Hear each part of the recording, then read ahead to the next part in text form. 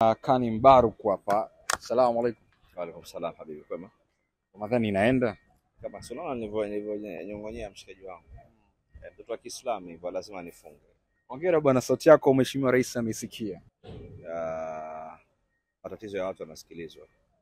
Kwa hilo nalifurahia kwa sababu Mungu anafanya wepesi. Sauti yetu inaleta matumaini kwa watu. Kwa mwanahabari kwangu ni faraja, namshukuru Mungu. Sawa, mimi nina maswali leo kidogo ndipo ya kimahusiano sana.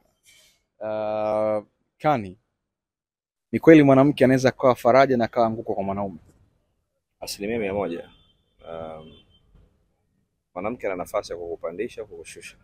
Ndio maana wazee wetu wa zamani walisema ya heri ukose kujenga nyumba utebomoa kuliko ukose kuoa, kwa sababu ukikosea kuoa umekosea mfumo mzima wa maisha yako.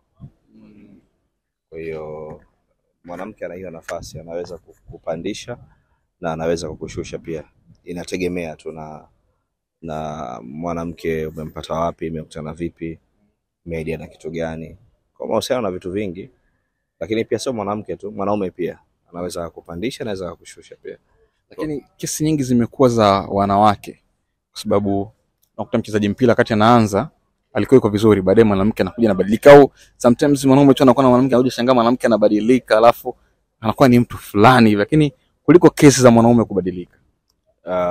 Kesi zinafanana au za wanaume hizo zikawa nyingi, lakini kwa sababu wanaume hawaongei, wanawake wanaongea. Tofauti iko hapo. Yaani wanaume akiwa na vitu vinamuumiza ndani, hasemi. Kwa sababu bahati mbaya sana wanaume hatuna watu wa kueleza jinsi tunavyojisikia. Mwanaume ukimwambia mwanaume mwenzio anavyojisikia anakuona dhaifu. Umeelewa?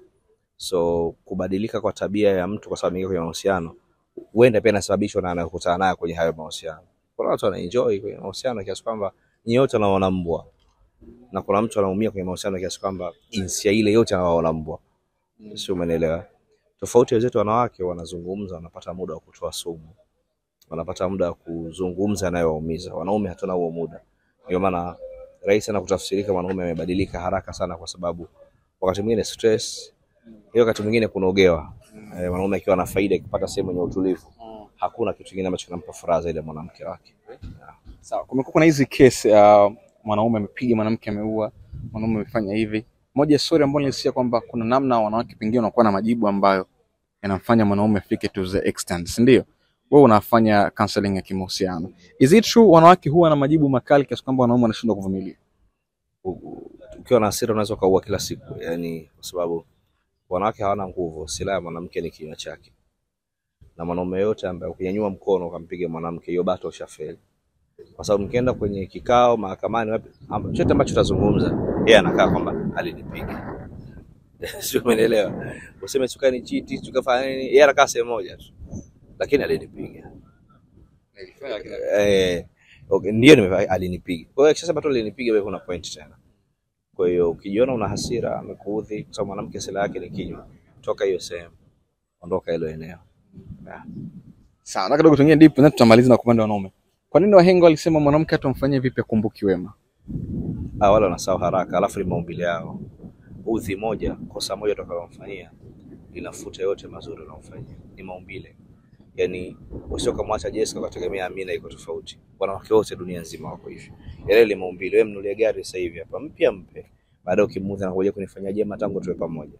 Kwa yale ni maumbile, na wameumbwa vile. Pesa kujutia. Kabisa. Kwa hiyo yale ni maumbile yao, na tuwasamehe tu. Na unapotoa kitu kwa mwanamke ukampa, usitegemee shukrani. Timiza wajibu tu. Na safari. Asante sana.